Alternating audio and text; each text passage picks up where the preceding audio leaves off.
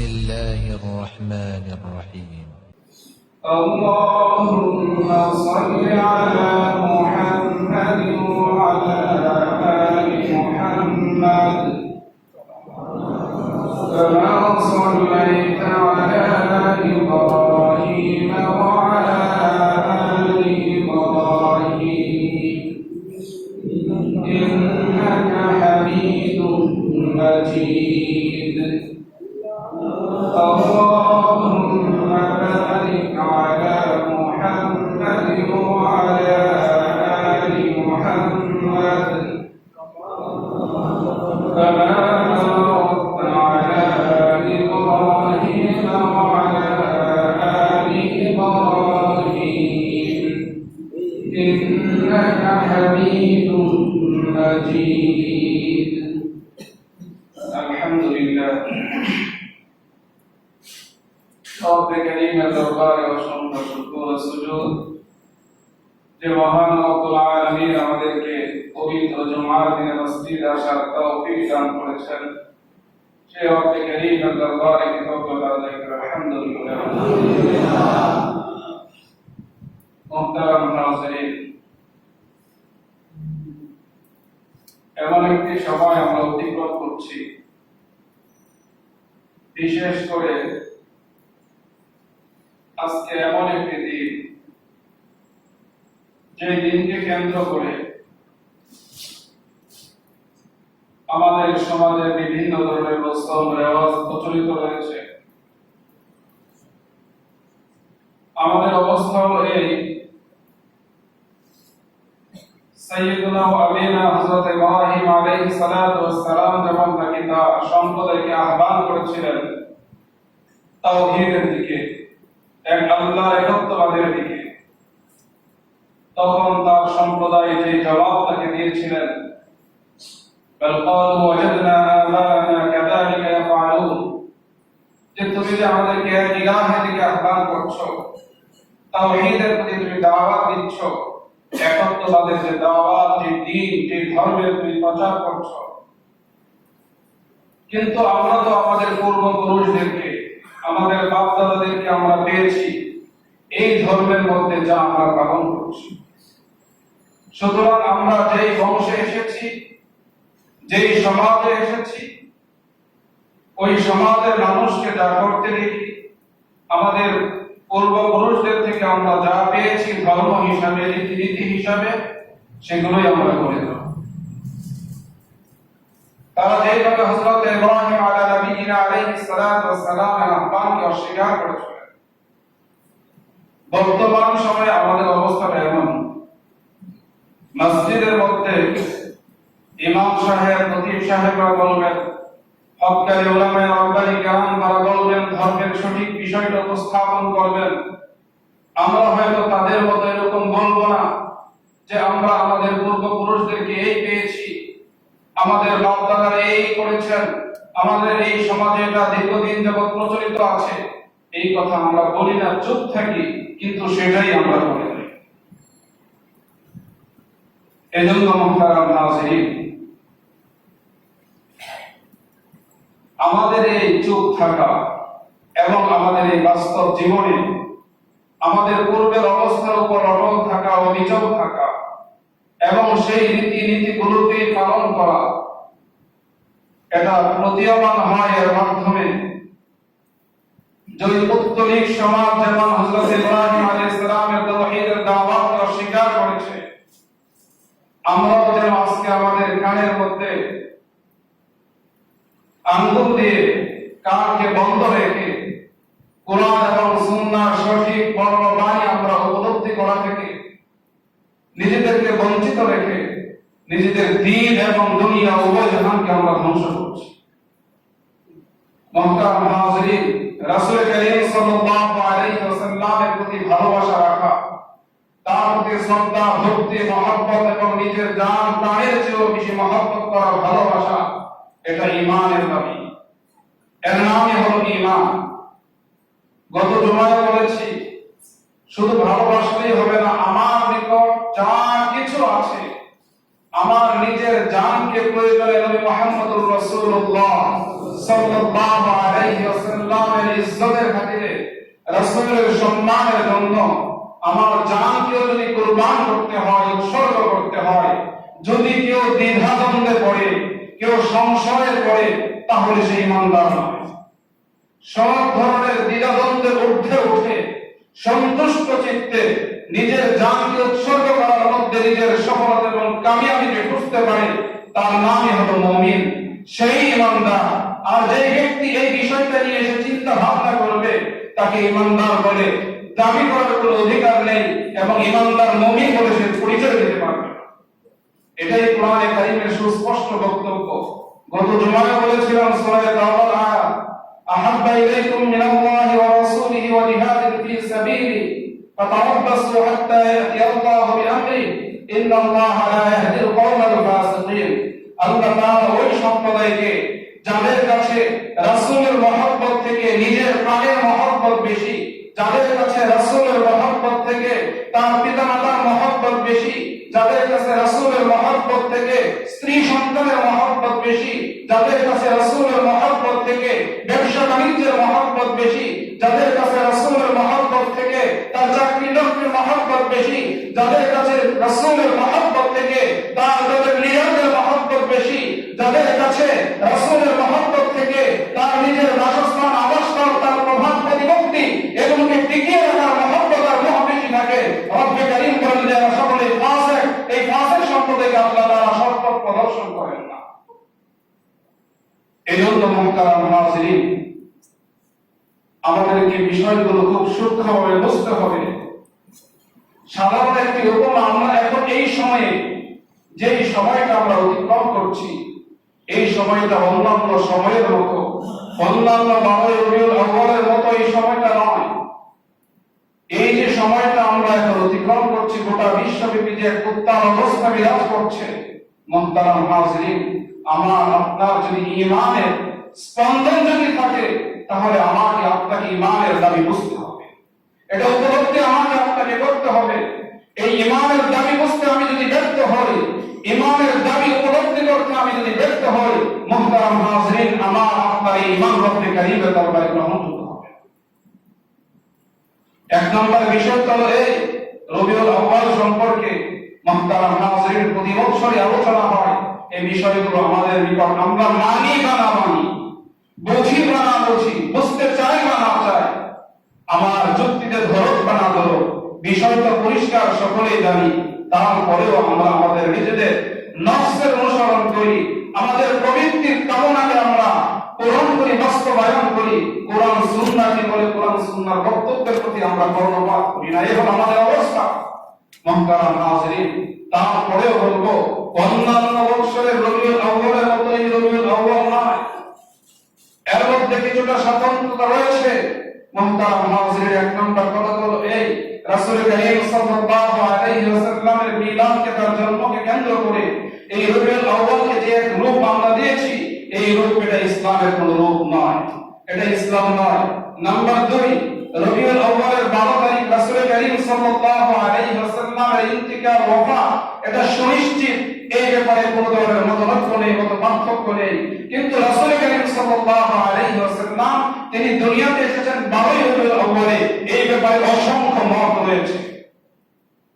এবং 12 রবিউল আউয়াল থেকে ভিন্ন তারিখে রাসূলের জন্মের ব্যাপারে এর চেয়ে আরো মজবুত শক্তিশালী ঐতিহাসিক দলিল প্রমাণ রয়েছে। যেই দিবসটা সুনিশ্চিত রাসূলের ইন্তেকাল ও ওয়াফাত দিবস, সেই দিবসে আনন্দ উদযাপন করা, উল্লাস করা, ঈদ নাম দিয়ে, এবং সেটাকে সর্বশ্রেষ্ঠ ঈদ বলে তারা কি বোঝাতে চায়? প্রকৃত ঈমানদার যারা, ঈমানের স্পন্দন যাদের হৃদয়ে আছে, আল্লাহর রাসূলের মহব্বত যাদের হৃদয়ে প্রকৃত অর্থে আছে, তাদের বোঝার বাকি থাকে না যে ওই সকল লোকগুলো সুনিশ্চিত রাসূলের ইন্তেকাল দিবসে তারা আনন্দ মিছিল করে তারা কি বোঝাতে চায়। নাম্বার 3, মুহতারাম হাজিরিন, খুব ভালোভাবে বুঝি। একজন ব্যক্তির 5টি সন্তান রয়েছে, একটি লোকের 5টি সন্তান রয়েছে। ওই লোকের অবস্থা তো এই যে তার যে মূল নীতি ছিল, যে নীতি আদর্শ তিনি লালন করেছেন, তার এই সন্তানদের মধ্য থেকে কেউ তার নীতি আদর্শকে পছন্দ করেন, কেউ তার নীতি আদর্শকে জ্বালাতন দেন। মুহতারাম হাজিরিন, তারপরেও এই সন্তানদের দুই ভাগের মধ্যে আরেকটি অবস্থা বিরাজ করে যে আমি আমার বাবার নীতি আদর্শে চলি বা না চলি, যদি আমার বাবার উপর কোন আঘাত আসে, আক্রমণ আসে, তার জীবন দশায় অথবা তার ইন্তেকালের পরে তার ইজ্জতের উপর আঘাত আসে, তখন সন্তান মাত্রই বাবার আদর্শ গ্রহণ করুক বা না করুক, তখন সকলেই তার প্রতিবাদ করে। এটাই হলো প্রকৃত সন্তানের পরিচয়।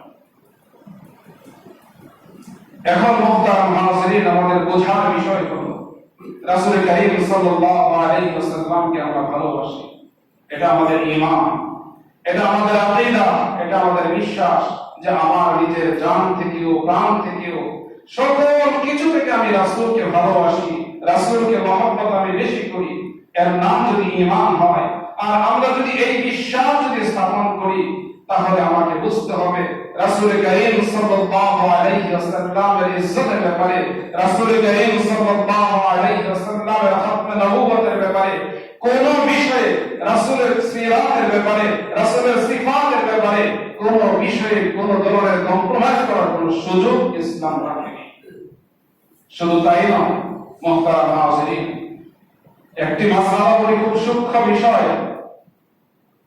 আল্লাহ রাসূল সাল্লাল্লাহু আলাইহি ওয়াসাল্লামকে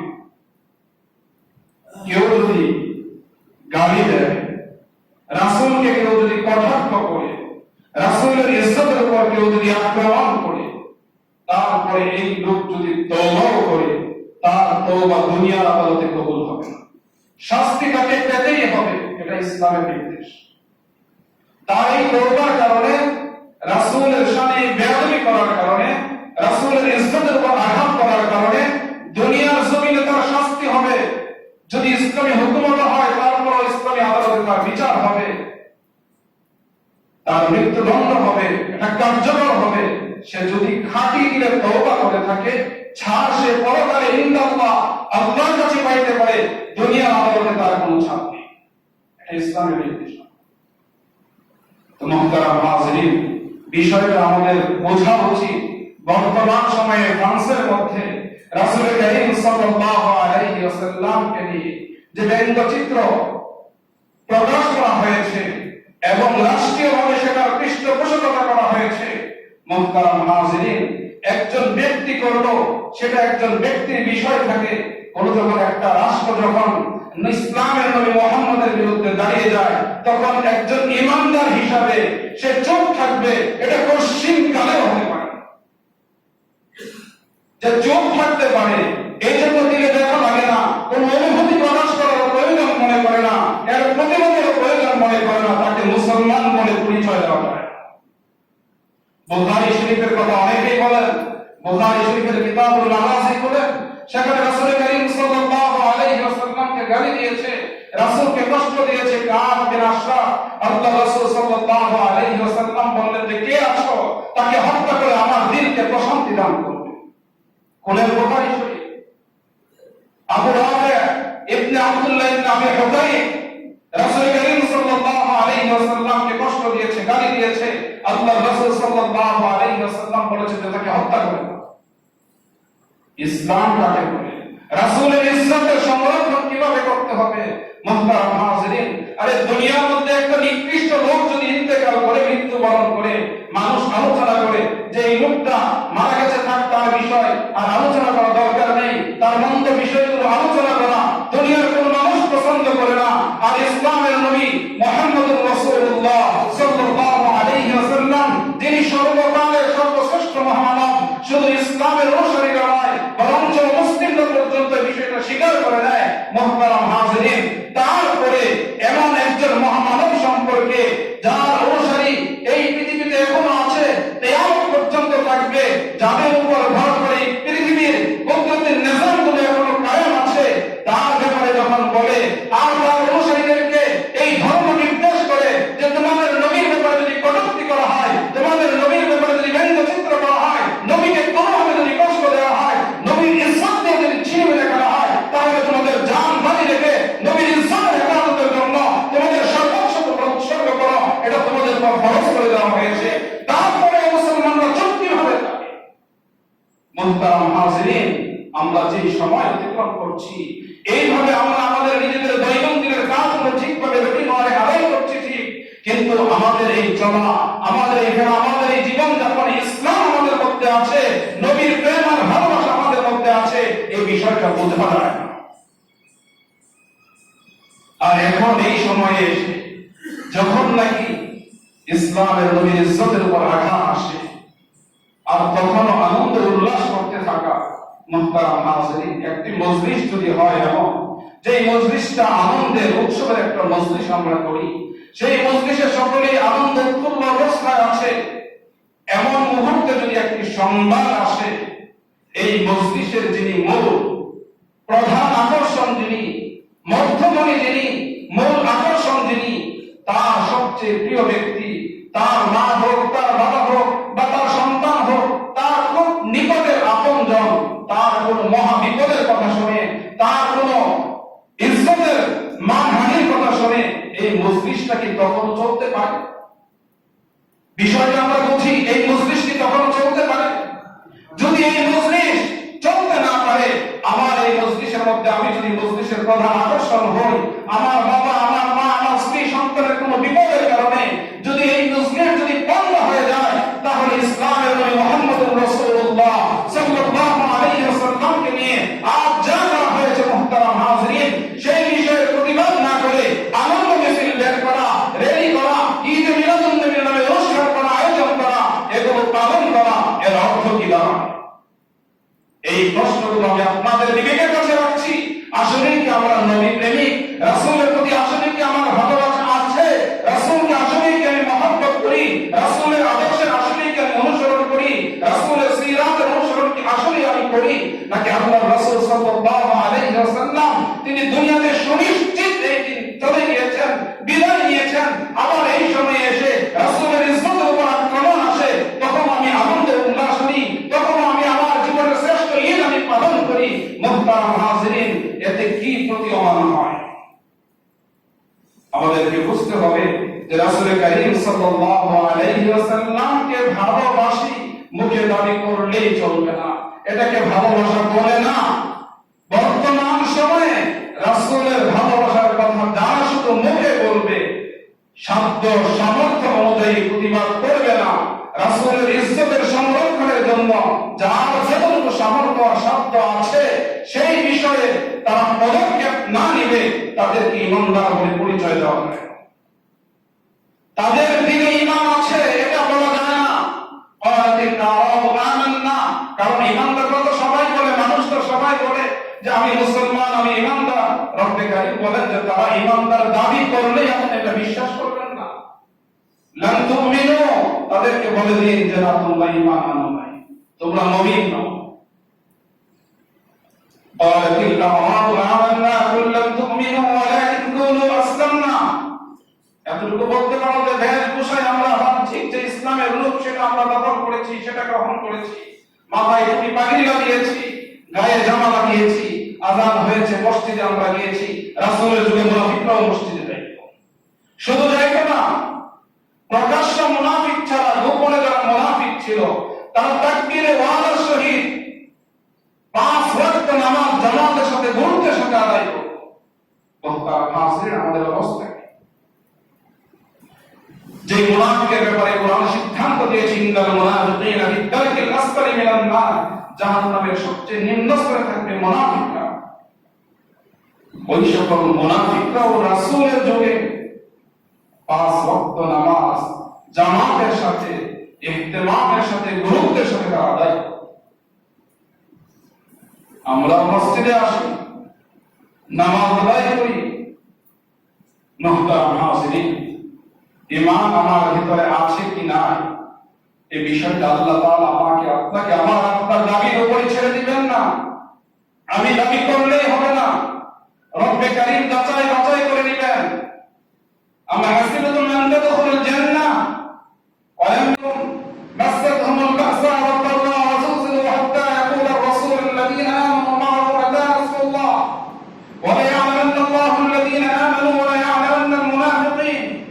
আল্লাহ তাআলা এই বিষয়গুলো তোমাদেরকে দেখবেন না, যাচাই বাছাই করবেন না যে তোমাদের মধ্যে কে ঈমানদার, কে মুমিন, আর কে মুনাফিক এটা আল্লাহ তাআলা দেখবেন না, পরখ করবেন না। তোমরা বলবা যে আমরা ঈমান আনছি আর তোমরা জান্নাতে চলে যাবা, অসম্ভব বিষয়, এটা হবে না।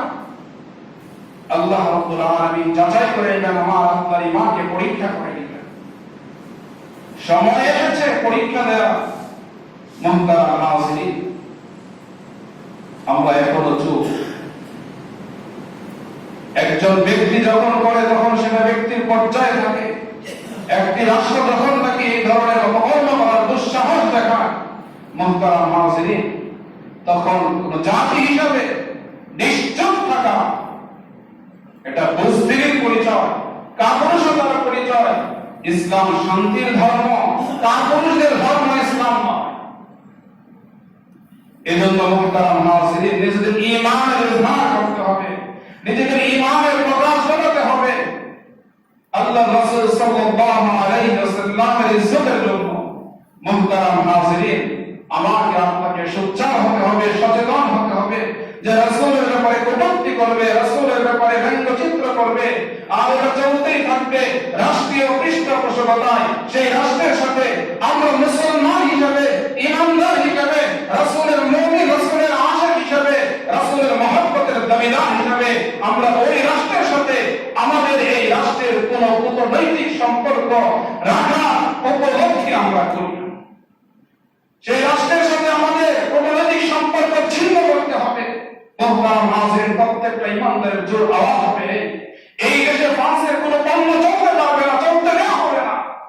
একজন মুসলমান যে দেশের মধ্যে 90% মুসলমান, সেই দেশের মধ্যে এমন একটি রাষ্ট্রের পণ্য চলবে, এমন একটি রাষ্ট্র ব্যবসা করবে, এমন একটি রাষ্ট্র এই দেশ থেকে অর্থ উপার্জন করে নিয়ে যাবে, যেই রাষ্ট্র নাকি এই 90% মুসলমানের পায়ের স্পন্দন, তাদের নিজেদের জীবন থেকে প্রিয় ইসলাম এবং মুহাম্মদকে নিয়ে কটূক্তি করবে, এটা হতে পারে না। এজন্য মুহতারাম নাযিরিন, আমাদের প্রত্যেকের উপর এটা ওয়াজিব হয়ে গিয়েছে ফ্রান্সের কোন পণ্য ব্যবহার করা, তারা প্রকাশ্যে তওবা করার পর্যন্ত, ক্ষমা চাওয়ার পর্যন্ত এই ফ্রান্সের পণ্য ব্যবহার করা কোন ঈমানদার মুমিনের জন্য জায়েজ হতে পারে। বিষয়টা পরিষ্কার করে আমরা মনে রাখি, ফ্রান্সের পণ্য ব্যবহার করা এটা আমাদের মুসলিমদের জন্য এখন আর বৈধ নয়। গায়ে হারাম লেখা থাকলেও বৈধ হবে না, কারণ তারা ইসলামের বিরুদ্ধে যুদ্ধ ঘোষণা করেছে। মুহতারাম নাযিরিন, যখন ইসলামের বিরুদ্ধে, যখন কোন অপশক্তি যুদ্ধ ঘোষণা করে যুদ্ধে লিপ্ত থাকে, ওই শক্তির বিরুদ্ধে বা তাদের মিত্রদের কাছে যুদ্ধের কোন সরঞ্জাম বিক্রি করা, এমনকি সাধারণ কোন লোহা রত্তর এগুলো বিক্রি করা ইসলামের সম্পূর্ণ হারাম। তাদের এই পণ্য এই বাজারে চলবে, এর মাধ্যমে তাদের অর্থনৈতিক অবস্থা সেটা শক্তিশালী হবে, সমৃদ্ধ হবে, এর দ্বারা তাদের উদ্যোক্ত বেড়েই চলবে, ইসলাম এবং মুসলমানদের উপর তাদের জুলুম বেড়েই চলবে। আর এই পণ্য ব্যবহারের মাধ্যমে ইসলামের বিরুদ্ধে তাদেরকে শক্তি যোগান দেওয়া হয়।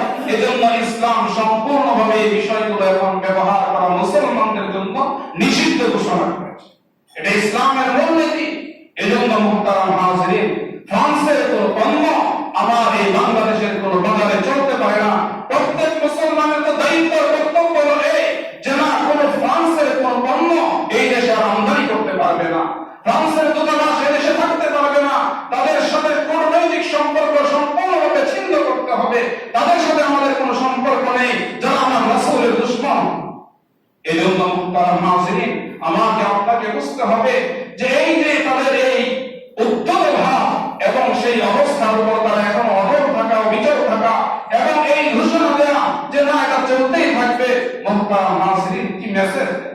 একজন ঈমানদার হিসেবে, মুমিন হিসেবে আমার উপলব্ধি কি, আমার চেতনা কি, আমার ঈমান কোথায়? ঈমানদার হিসেবে, মুমিন হিসেবে রাসূলের আশিক আবার দাবিও করি। মুহতারাম নাযিরিন, তখন তো আমি নিশ্চুপ বসে থাকতে পারি না। বদরের যুদ্ধে মুআয এবং মুআওয়া রাদিয়াল্লাহু তাআলা আনহুমা, তাদের অবস্থাগুলো দেখেন।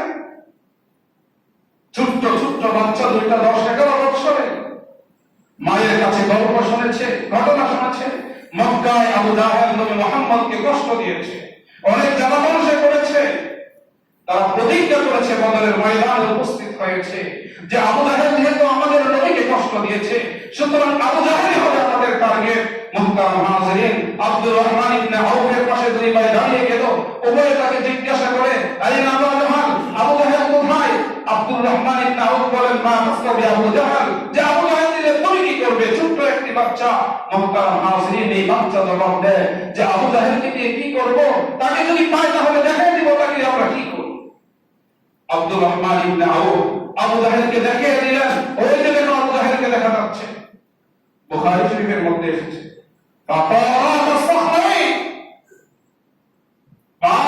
শিকার করার জন্য যেই গতিতে সে ছুটে বেড়ায়, মনে হলো দুই ভাই দুই দিক থেকে এমন ভাবে বাজের মতো উড়ে গেল আবু জাহেলকে হত্যা করার জন্য।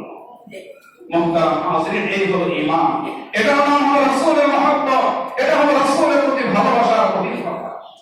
শুনেছে রাসূলকে কষ্ট দিয়েছে, সুতরাং তাকে যদি আমার সামনে পায় তাহলে তার কোনো নিস্তার নেই, তার বাঁচার কোনো অধিকার নেই।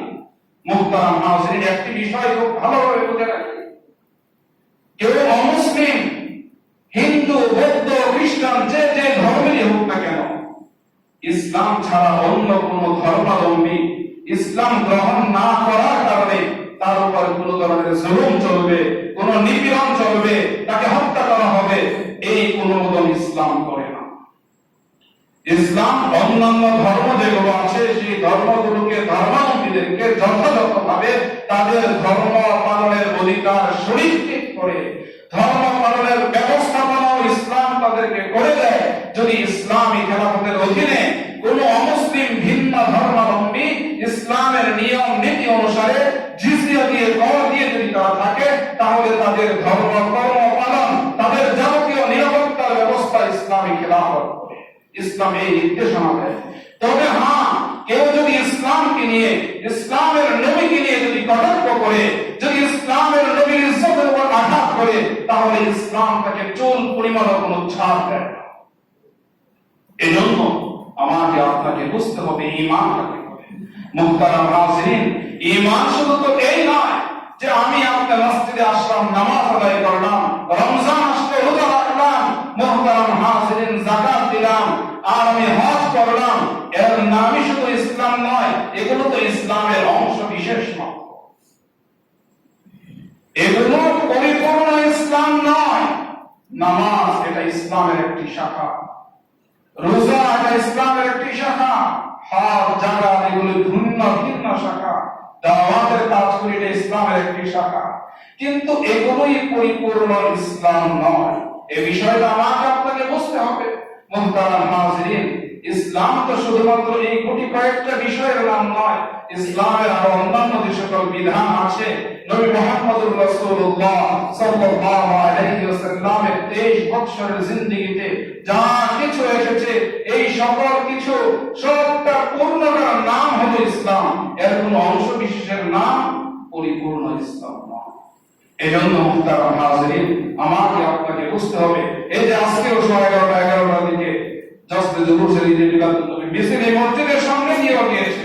মুহতারাম হাজিরিন, আমি প্রশ্ন করতে চাই, আজকে যদি এমন হয় যে আপনার বাবার ইজ্জতের উপর আঘাত আসে, কেউ আপনার বাবাকে অপদস্থ করে, তখন কি আপনি আপনার বাবা যদি জন্মদিন আজকে হয়ে থাকে আনন্দ মিছিল বের করবেন না, তার প্রতিবাদ করবেন?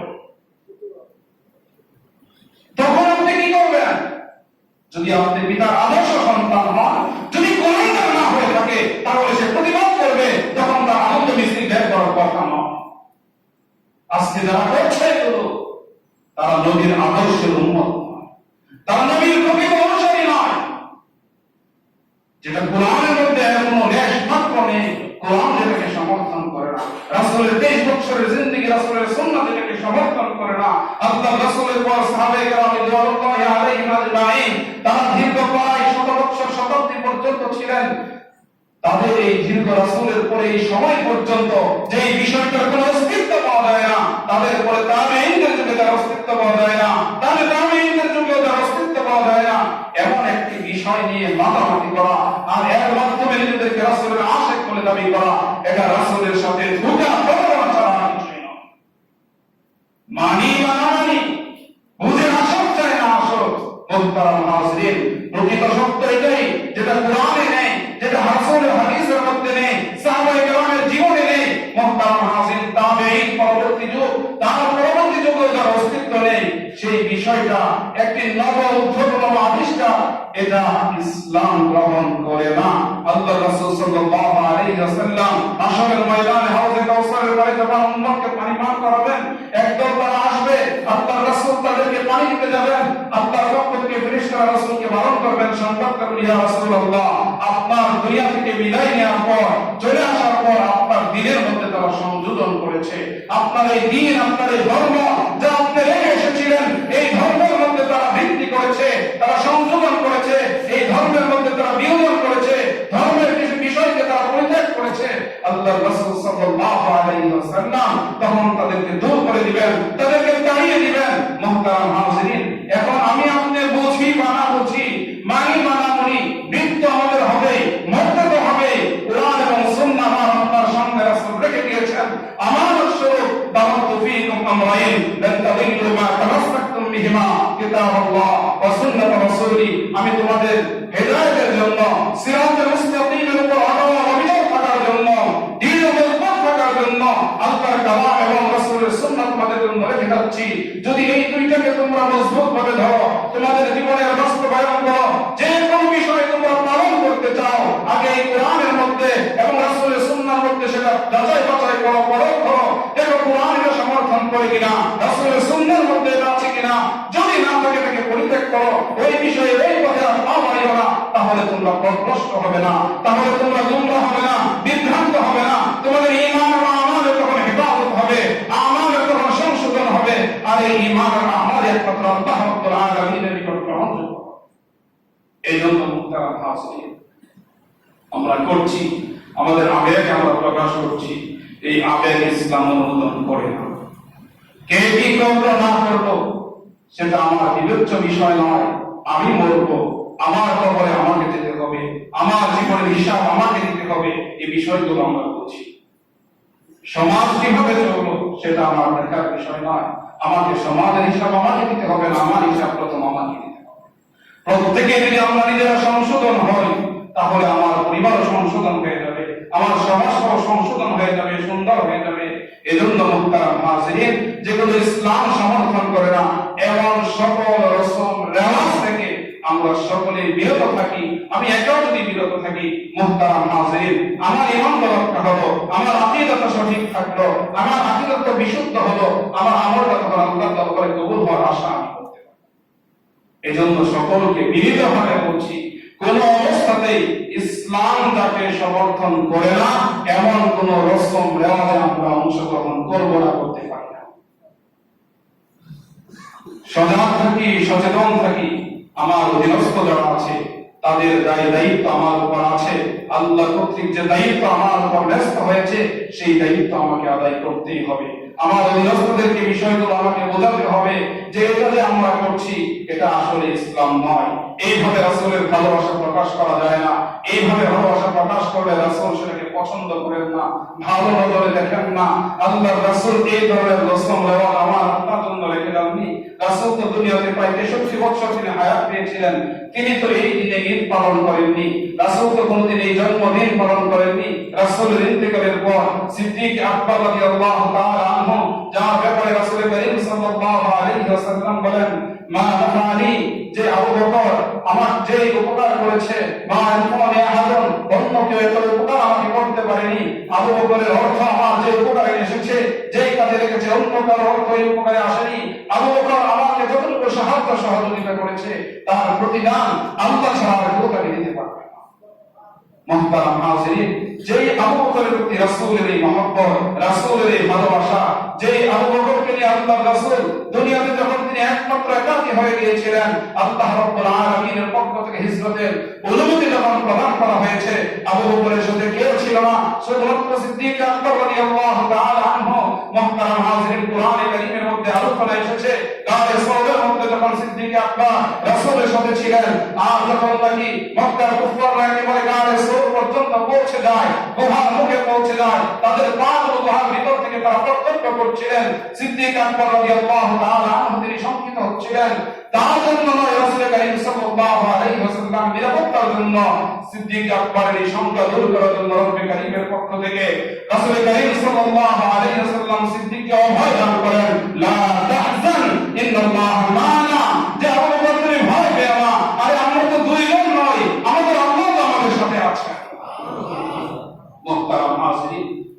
আবু বকর থেকেও কি রাসূল প্রেমিক আমরা বেশি হয়ে গেল? আল্লাহ রাসূল আহ্বান করেছেন তাবুকের ময়দানে হামলা করবেন, যুদ্ধের সরঞ্জাম প্রয়োজন, অর্থ প্রয়োজন। সিদ্দিক আকবর রাদিয়াল্লাহু তাআলা আনহু তার বাড়ির সকল কিছু রাসূলের দরবারে উপস্থিত করলেন। আমার আপনার এত মহব্বত, এত দরদ, এত ব্যথা যদি থাকে, যদি আবু বকর থেকেও আমি আপনি নিজেকে যদি বড় দাবি করতে চাই, মুহতারাম হাজিরিন, আমার আপনার 30, 40, 50, 60, 70 বছরে এই জীবনে এমন একটা দৃষ্টান্ত আমি দেখা।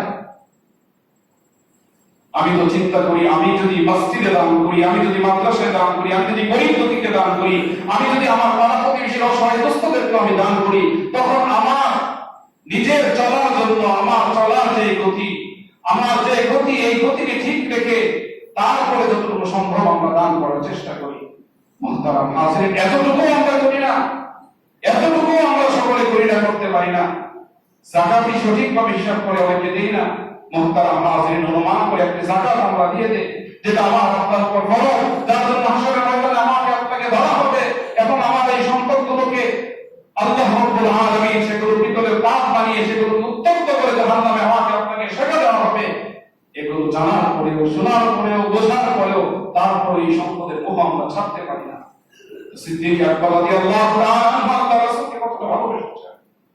তিনি কি ঈদ মিলাদুন নবী এইভাবে পালন করেছেন? কোনদিন তার এই খেলাফত জামানায় ১৬ বছরে আল্লাহর রাসূলের এই ঈদ, রাসূলের এই মিলাদ সম্পর্কে, জন্ম সম্পর্কে কোন অনুষ্ঠান, কোন রসম, কোন রেওয়াজের আয়োজন করেছেন? ওমর ইবনে খাত্তাব রাদিয়াল্লাহু তাআলা আনহু আমিরুল মুমিনিন, ওই সাহাবী মুহতারাম হাজিরিন, কোরআনে কারীমের মধ্যে এমন অনেক আয়াত এসেছে যেগুলো ওমর ইবনে খাত্তাব রাদিয়াল্লাহু তাআলা আনহু তিনি চাইতেছিলেন যে ইসলামে এই বিধানটা আসুক, আর আল্লাহর পক্ষ থেকে সেই বিধানটা নাযিল হয়েছে। ওমর ইবনে খাত্তাব রাদিয়াল্লাহু তাআলা আনহু ওই সাহাবী, তার 10 বছরের শাসনকালে কোনদিন রাসূলের এই জন্মদিনে তিনি এইভাবে উৎসব করেছেন?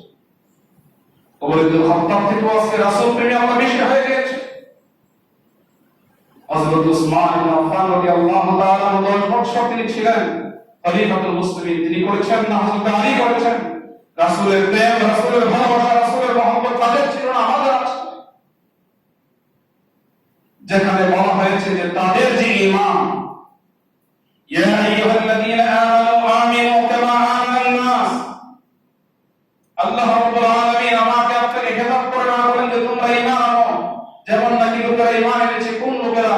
যেমন ঈমান এনেছে সিদ্দিক আকবর, আবু বকর, যেমন ঈমান এনেছে ওমর, যেমন ঈমান এনেছে উসমান, যেমন ঈমান এনেছে আলী, যেমন ঈমান এনেছে আবু তালহা, যেমন ঈমান এনেছে আব্দুল্লাহ ইবনে উবাই, আব্দুল্লাহ ইবনে জুবাইর, যেমন ঈমান এনেছে মুহতারাম হাজিরিন আব্দুর রহমান ইবনে আউফ, আব্দুল্লাহ ইবনে মাসউদ, আব্দুল্লাহ ইবনে উমর, সাহাবায়ে কেরাম রিদওয়ানুল্লাহি আলাইহিম আজমাইন। এই সকল ব্যক্তিরা যেইভাবে ঈমান এনেছে তোমরা সেইভাবে ঈমান আনো। ঈমানের মেয়াদ নির্ধারণ করে দিয়েছে কোরআন। তারা যে ঈমান পোষণ করেছেন, যে ঈমান তারা লালন করেছেন, যে আমল তারা করেছেন, সেটাই আমার আপনার জন্য মানদণ্ড। তাদের মতো যেন আমাদের ঈমান হয়, তাদের মতো আমাদের যেন আমল হয়, সবার না হোক সাদৃশ্যপূর্ণ হয়, এটাই রব্বে কারীমের নির্দেশনা। কিন্তু আমি আপনি যদি সাহাবায়ে কেরাম থেকেও বেশি নিজেদেরকে আশিক করে দাবি করি, পরিচয় দিতে চাই, মুহতারাম হাজিরিন, তাহলে আমাদের বিভ্রান্তি ছাড়া কোনো পথ নেই। সেই পথ, সেই পথদর্শ আমাকে আপনাকে সিরাতুল মুস্তাকিমে নয়, সেটা আমাদেরকে দালালাতের দিকে, জান্নাত নয় জাহান্নামের দিকে নিয়ে যাবে। এজন্য আমরা সচেতন হই। মানুষ যখন ভুল করে, মানুষ যখন কোনো অন্যায় জড়িত হয়ে যায়, কোনো একটা অন্যায় কাজ, মন্দ কাজ তার থেকে হয়ে যায়, আর সে জানে এটা ভুল, এটা অন্যায়, এটা মন্দ, এর জন্য আমাকে শাস্তি পেতে হবে, তখন এই ভুল থেকে মানুষ তওবা করে, ইস্তেগফার করে, অথবা অনুতপ্ত হয়, লজ্জিত হয় যে আমি এই ভুলটা আমি করে ফেলেছি। আর যখন মানুষ মনে করে যে এটা ভুল নয়, এটা পুণ্যের, এটা সওয়াবের, তখন মানুষ এর থেকে তওবা করবে কেন? আমি তো ভালো কাজ করছি। যখন ইবলিসকে রব্বে কারীম বিতাড়িত করেছেন, ফাখরুজ ইন্নাকা রাজিম ওয়া ইন্না আলাইকা লানাতি ইলা ইয়াউমিদ্দিন, বের হয়ে যা তুমি, তোর উপর আমার অভিশাপ বিচার দিবস পর্যন্ত থাকবে, স্থায়ী হবে। ক্বালা আনজিরনি ইলা ইয়াউমি ইউবআসুন। তো সে রব্বে কারীমকে বলে আমাকে একটু সুযোগ দিন, পুনরুত্থান দিবস পর্যন্ত আমাকে সুযোগ দিন। যেহেতু বিচার দিবস পর্যন্ত আপনার অভিশাপ আমার উপর, তো আমাকে আপনি পুনরুত্থান দিবস পর্যন্ত সহ্য করুন। قال فإنك من المنظرين إلى يوم الوقت المعلوم, যে নির্ধারিত সময় পর্যন্ত তোমাকে সুযোগ দেওয়া হলো। তখন ইবলিস বলে লাউযিয়ান্নাহুম আজমাইন, যে অবশ্যই তাবি ইজ্জতি, ও আল্লাহ তোমার ইজ্জতের শপথ করে আমি বলছি এই সবগুলোকে আমি পথভ্রষ্ট করে ছাড়ব, সবাইকে পথভ্রষ্ট করে ছাড়ব। লাউযিয়ান্নাহুম আজমাইন ইল্লা ইবাদাকা মিনহুমুল মুখলাসিন, তবে এদের মধ্য থেকে যারা নাকি তোমার খালেস, তোমার মুখলিস বান্দা, যারা নিষ্ঠার সাথে তোমার ইবাদত করে, আনুগত্য করে, আর অন্য কারো কোনো কিছু তোমার দ্বারা পরোয়া করে না, তাদের চাওয়া কিছু নেই, তারা শুধু তোমাকেই চায়, তোমার সন্তুষ্টি চায়, তোমার সন্তুষ্ট অনুযায়ী নিজেদের জীবনকে তারা উৎসর্গ করতে চায়, ওই সকল বান্দাদের সাথে আমার শক্তি সামর্থ্য আমি পারবো না, এরা ছাড়া বাকি সকলকে আমি গুমরাহ করে দেব, পথভ্রষ্ট করে দেব। তো এই শয়তান নব এক আবিষ্কার করব যে মানুষ যখন গুনাহ করে তো মানুষ তো তওবা করে ফেলে, আর যখন তওবা করে ফেলে তখন আল্লাহ তাআলা তো তাকে ক্ষমা করে দেন। রাসূল বলেন তাইব মিনাল যামবি কামা লা যামবা লাহু, যে গুনাহ করলো আর তওবা করলো, এই তওবার পরে তার যেন কোনো গুনাহই নাই, যেন সে গুনাহ করেই নাই, আল্লাহ তাআলা এমন ভাবে তার আমল নামাকে কত পবিত্র করে দেন। তো শয়তান চিন্তা করলো যে এখন যদি আমি এই পন্থায় ধোঁকা দিতে থাকি, মানুষকে অন্যায় করাইতে থাকি, ভুল কাজগুলো করাইতে থাকি, সে তওবা করবে, আবার মাফ হয়ে যাবে, তাহলে তো বেলা শেষে আমার ঝুলি তো শূন্যই হয়ে গেল। এমন একটি বিষয় তাদেরকে দিতে হবে যেটাকে তারা ভুল মনে করবে না, যেটাকে তারা মনে করবে এটা পুণ্যের, যেটাকে মনে করবে সওয়াবের, যেটাকে মনে করবে যে এর মাধ্যমে আল্লাহর সন্তুষ্টি আসবে, যেটাকে মনে করবে এর মাধ্যমে পরকাল সমৃদ্ধ হবে, এমন একটি একটি আমল, একটি রূপ তাদেরকে দিতে হবে। এটা করতে থাকবে আর এটাকে সওয়াব মনে করতে থাকবে, জীবনে কোনোদিন সে তওবা করবে না, আর এই ভ্রান্তি নিয়ে সে দুনিয়া থেকে বিদায় হবে, আর পরকালে আমার যে মিশন ছিল সেই মিশনটা সফল হবে না। এই শয়তানের বড় আবিষ্কার হলো এই ঈদে মিলাদ। মুহতারাম হাজিরিন, রাসূল কারীম সাল্লাল্লাহু আলাইহি ওয়াসাল্লাম শুধু এটা নয়, এই ধরনের যত কিছু আমরা ইবাদত হিসেবে পালন করি, সওয়াব বা পুণ্যের মনে করি, নিজেদের পরকালের জন্য আমরা করি, যেটা ইসলাম সমর্থন করে না, এই বিষয়গুলোকে আমরা যদি না বুঝি, উপলব্ধি করতে না পারি, তাহলে আপনার ঈমান ক্ষতিগ্রস্ত হয়ে যাবে, আমলগুলো ধ্বংস হয়ে যাবে, পরকাল আমাদের ঝুলি শূন্য হয়ে পড়বে। এজন্য মুহতারাম হাজিরিন, এই সকল রসম রেওয়াজ থেকে আমরা সকলেই সতর্ক হয়ে সাবধান হয়ে বেঁচে থাকি। আল্লাহ তাআলা আমাদের সকলকে বোঝা আমল করার তৌফিক দান করেন।